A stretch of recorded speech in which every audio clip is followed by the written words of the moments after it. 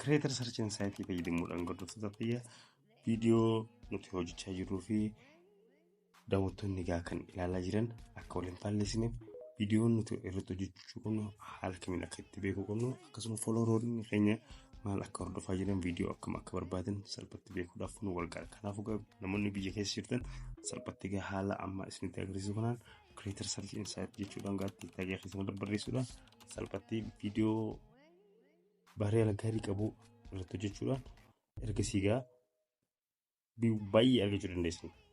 Duraan dursee haala kanaan iddoo searchii kanarratti hordoftoota fayyadamuu hubadhaa Creator Search Insight jennee erga reeffannee haala kanaan nu dhufa.